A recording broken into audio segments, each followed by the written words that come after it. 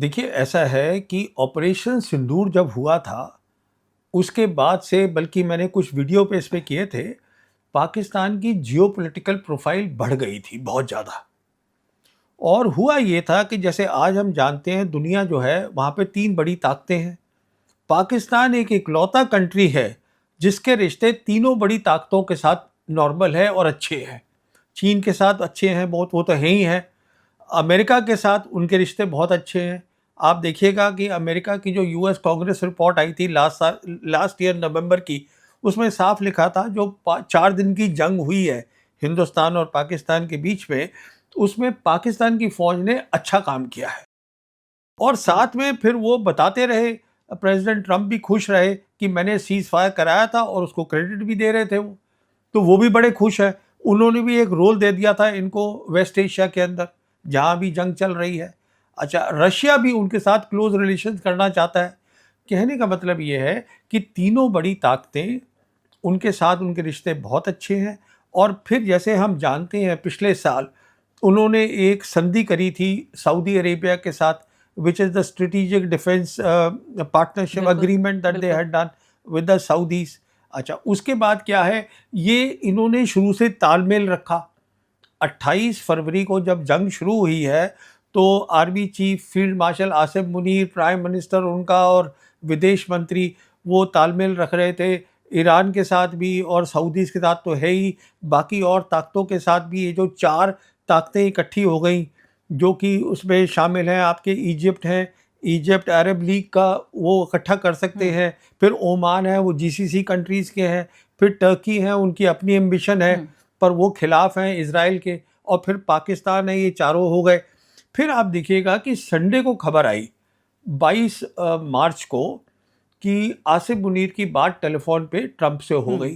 2 दिन के हुँ, बाद जो उनके हुँ, प्रधानमंत्री हैं, उन्होंने लिख दिया कि अगर तैयार हैं ईरान और अमेरिका, तो हम अपनी जो है Pakistan can be the host country, यहाँ बातचीत हो हुँ, सकती है। और 1 घंटे के अंदर डोनाल्ड ट्रंप ने उसको रीट्वीट कर ट्वीट कर दिया। दिया। तो ये चीज़ें शुरू हुई हैं ऑपरेशन सिंदूर के बाद।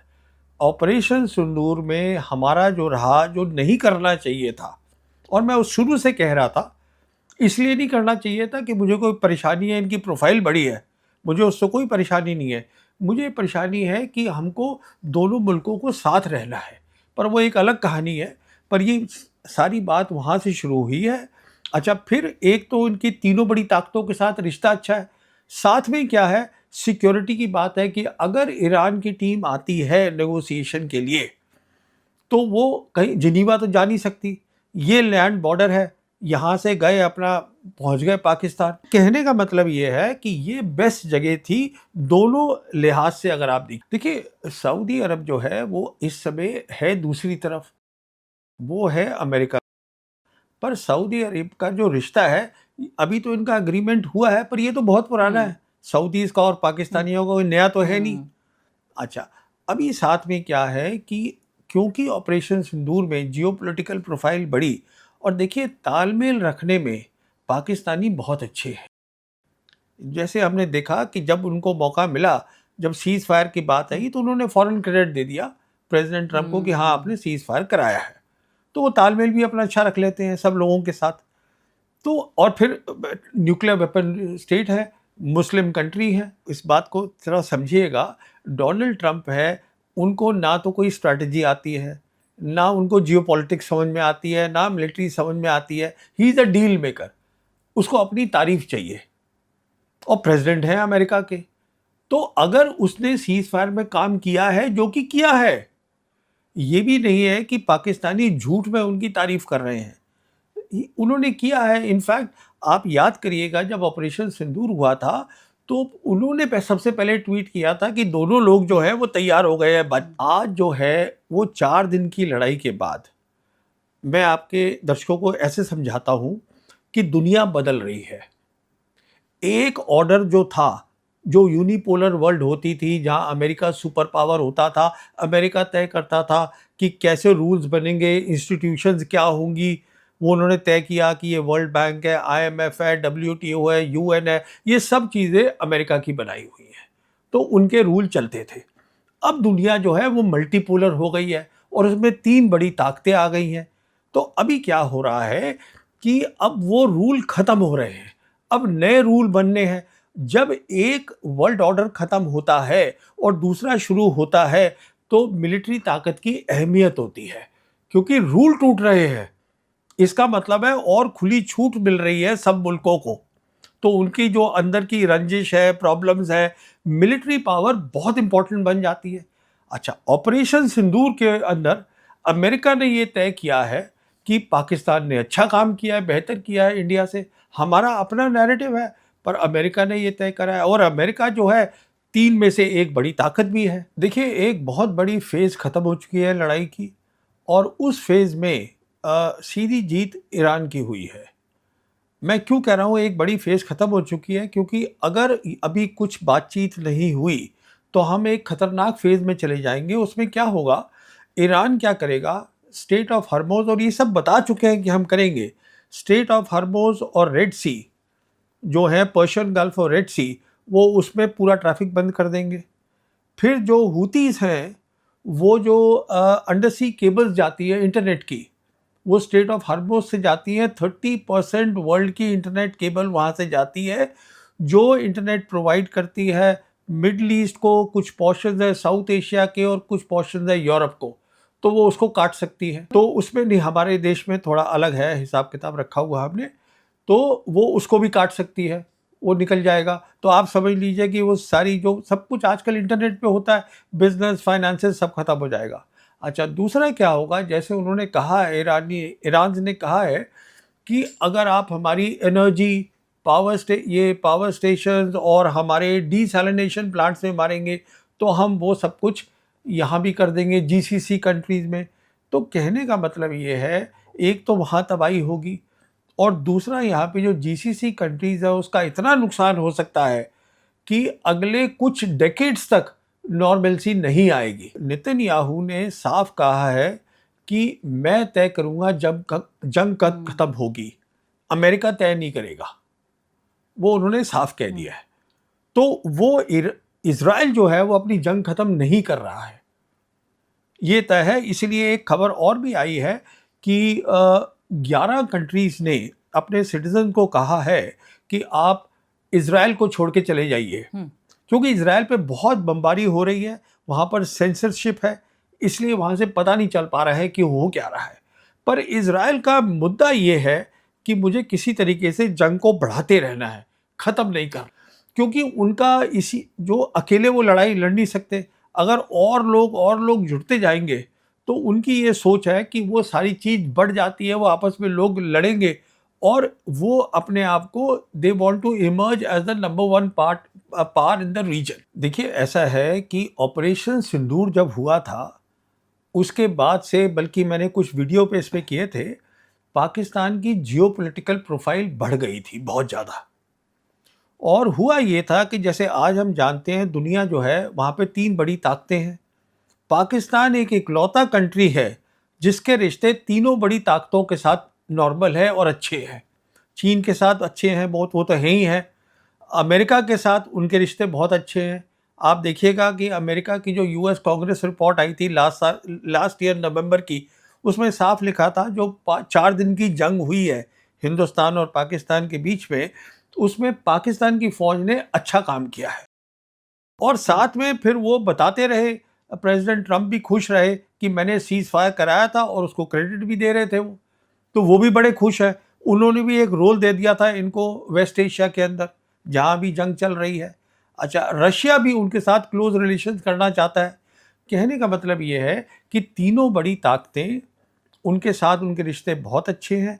और फिर जैसे हम जानते हैं, पिछले साल उन्होंने एक संधि करी थी सऊदी अरेबिया के साथ, which is the strategic defence partnership agreement that they had done with the Saudis. अच्छा, उसके बाद क्या है, ये इन्होंने शुरू से तालमेल रखा। 28 फरवरी को जब जंग शुरू हुई है, तो army chief field marshal Asif Munir, prime minister उनका और विदेश मंत्री, वो तालमेल रख रहे थे ईरान के साथ भी, और सऊदीज के साथ तो है ही, बाकी और ताकतों के साथ भी। ये जो 4 ताकतें इकट्ठी हो गई, जो कि उसमें शामिल हैं, आपके इजिप्ट हैं, इजिप्ट अरब लीग का वो इकट्ठा कर सकते हैं, फिर ओमान है वो जीसीसी कंट्रीज़ के हैं, फिर टर्की है उनकी अपनी एम्बिशन है पर वो खिलाफ हैं इजराइल के, और फिर पाकिस्तान है, ये चारों हो गए। फिर आप देखिएगा कि संडे को खबर आई 22 मार्च को कि आसिफ मुनीर की बात टेलीफोन पे ट्रंप से हो गई। 2 दिन के बाद जो उनके प्रधानमंत्री हैं उन्होंने लिख दिया कि अगर तैयार हैं ईरान और अमेरिका तो हम अपनी जो है Pakistan can be the host country, यहाँ बातचीत हो सकती है। और 1 घंटे के अंदर डोनाल्ड ट्रंप ने उसको रीट्वीट कर दिया। तो ये चीज़ें शुरू हुई हैं ऑपरेशन सिंदूर के बाद। ऑपरेशन सिंदूर में हमारा जो रहा, जो नहीं करना चाहिए था, और मैं उस शुरू से कह रहा था, इसलिए नहीं करना चाहिए था कि मुझे कोई परेशानी है, इनकी प्रोफाइल बड़ी है, मुझे उससे कोई परेशानी नहीं है। मुझे परेशानी है कि हमको दोनों मुल्कों को साथ रहना है, पर वो एक अलग कहानी है। पर ये सारी बात वहाँ से शुरू हुई है। अच्छा, फिर एक तो इनकी तीनों बड़ी ताकतों के साथ रिश्ता अच्छा है, साथ में क्या है, सिक्योरिटी की बात है कि अगर ईरान की टीम आती है नेगोशिएशन के लिए तो वो कहीं जिनीवा तो जा नहीं सकती, ये लैंड बॉर्डर है, यहाँ से गए अपना पहुँच गए पाकिस्तान। कहने का मतलब ये है कि ये बेस्ट जगह थी दोनों लिहाज से। अगर आप देखिए सऊदी अरब जो है वो इस समय है दूसरी तरफ, वो है अमेरिका। पर सऊदी अरब का जो रिश्ता है, अभी तो इनका एग्रीमेंट हुआ है पर ये तो बहुत पुराना है, सऊदीज का और पाकिस्तानियों का कोई नया तो है नहीं। अच्छा, अभी साथ में क्या है कि क्योंकि ऑपरेशन सिंदूर में जियोपॉलिटिकल प्रोफाइल बढ़ी, और देखिए तालमेल रखने में पाकिस्तानी बहुत अच्छे हैं। जैसे हमने देखा कि जब उनको मौका मिला, जब सीज़ फायर की बात आई तो उन्होंने फ़ौरन क्रेडिट दे दिया प्रेसिडेंट ट्रंप को कि हाँ आपने सीज़ फायर कराया है। तो वो तालमेल भी अपना अच्छा रख लेते हैं सब लोगों के साथ। तो और फिर न्यूक्लियर वेपन स्टेट है, मुस्लिम कंट्री है, इस बात को थोड़ा समझिएगा। डोनाल्ड ट्रंप है, उनको ना तो कोई स्ट्रैटेजी आती है, ना उनको जियोपॉलिटिक्स समझ में आती है, ना मिलिट्री समझ में आती है। He is a deal maker, उसको अपनी तारीफ चाहिए, और प्रेसिडेंट हैं अमेरिका के। तो अगर उसने सीज़ फायर में काम किया है, जो कि किया है, ये भी नहीं है कि पाकिस्तानी झूठ में उनकी तारीफ कर रहे हैं, उन्होंने किया है। इनफैक्ट आप याद करिएगा जब ऑपरेशन सिंदूर हुआ था तो उन्होंने सबसे पहले ट्वीट किया था कि दोनों लोग जो है वो तैयार हो गए हैं। आज जो है वो 4 दिन की लड़ाई के बाद मैं आपके दर्शकों को ऐसे समझाता हूं कि दुनिया बदल रही है। एक ऑर्डर जो था, जो यूनिपोलर वर्ल्ड होती थी, जहां अमेरिका सुपर पावर होता था, अमेरिका तय करता था कि कैसे रूल्स बनेंगे, इंस्टीट्यूशंस क्या होंगी, वो उन्होंने तय किया कि ये वर्ल्ड बैंक है, आईएमएफ है, डब्ल्यूटीओ है, यूएन है, ये सब चीज़ें अमेरिका की बनाई हुई हैं, तो उनके रूल चलते थे। अब दुनिया जो है वो मल्टीपोलर हो गई है और उसमें 3 बड़ी ताकतें आ गई हैं। तो अभी क्या हो रहा है कि अब वो रूल ख़त्म हो रहे हैं, अब नए रूल बनने हैं। जब एक वर्ल्ड ऑर्डर ख़त्म होता है और दूसरा शुरू होता है तो मिलिट्री ताकत की अहमियत होती है, क्योंकि रूल टूट रहे हैं। इसका मतलब है और खुली छूट मिल रही है सब मुल्कों को, तो उनकी जो अंदर की रंजिश है, प्रॉब्लम्स है, मिलिट्री पावर बहुत इंपॉर्टेंट बन जाती है। अच्छा, ऑपरेशन सिंदूर के अंदर अमेरिका ने ये तय किया है कि पाकिस्तान ने अच्छा काम किया है, बेहतर किया है इंडिया से, हमारा अपना नैरेटिव है, पर अमेरिका ने ये तय करा है। और अमेरिका जो है 3 में से एक बड़ी ताकत भी है। देखिए एक बहुत बड़ी फेज़ ख़त्म हो चुकी है लड़ाई की, और उस फेज़ में सीधी जीत ईरान की हुई है। मैं क्यों कह रहा हूँ एक बड़ी फेज़ ख़त्म हो चुकी है, क्योंकि अगर अभी कुछ बातचीत नहीं हुई तो हम एक ख़तरनाक फेज़ में चले जाएंगे। उसमें क्या होगा, ईरान क्या करेगा, स्टेट ऑफ हर्मोज़, और ये सब बता चुके हैं कि हम करेंगे, स्टेट ऑफ हर्मोज़ और रेड सी जो है, पर्शियन गल्फ और रेड सी, वो उसमें पूरा ट्रैफिक बंद कर देंगे। फिर जो हूतीज़ हैं, वो जो अंडर सी केबल्स जाती है इंटरनेट की, वो स्टेट ऑफ हर्मोज से जाती है। 30% वर्ल्ड की इंटरनेट केबल वहाँ से जाती है, जो इंटरनेट प्रोवाइड करती है मिडल ईस्ट को, कुछ पोर्शंस है साउथ एशिया के और कुछ पोर्शंस है यूरोप को, तो वो उसको काट सकती है। तो उसमें नहीं, हमारे देश में थोड़ा अलग है हिसाब किताब रखा हुआ हमने, तो वो उसको भी काट सकती है, वो निकल जाएगा। तो आप समझ लीजिए कि वो सारी जो सब कुछ आजकल इंटरनेट पे होता है, बिजनेस, फाइनेंसेस, सब खत्म हो जाएगा। अच्छा, दूसरा क्या होगा, जैसे उन्होंने कहा है, ईरान ने कहा है कि अगर आप हमारी एनर्जी पावर स्टेशन और हमारे डीसैलिनेशन प्लांट्स में मारेंगे तो हम वो सब कुछ यहाँ भी कर देंगे जीसीसी कंट्रीज़ में। तो कहने का मतलब ये है, एक तो वहाँ तबाही होगी और दूसरा यहाँ पे जो जीसीसी कंट्रीज़ है उसका इतना नुकसान हो सकता है कि अगले कुछ डेकेड्स तक नॉर्मलसी नहीं आएगी। नेतन्याहू ने साफ कहा है कि मैं तय करूंगा जंग कब खत्म होगी, अमेरिका तय नहीं करेगा। वो उन्होंने साफ कह दिया है।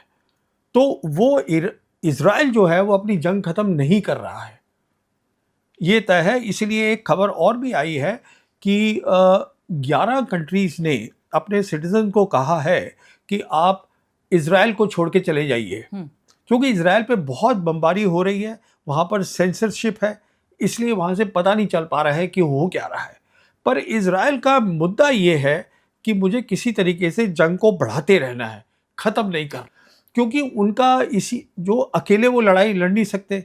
अगर और लोग जुड़ते जाएंगे तो उनकी ये सोच है कि वो सारी चीज़ बढ़ जाती है, वो आपस में लोग लड़ेंगे और वो अपने आप को they want to emerge as the number one power in the reason.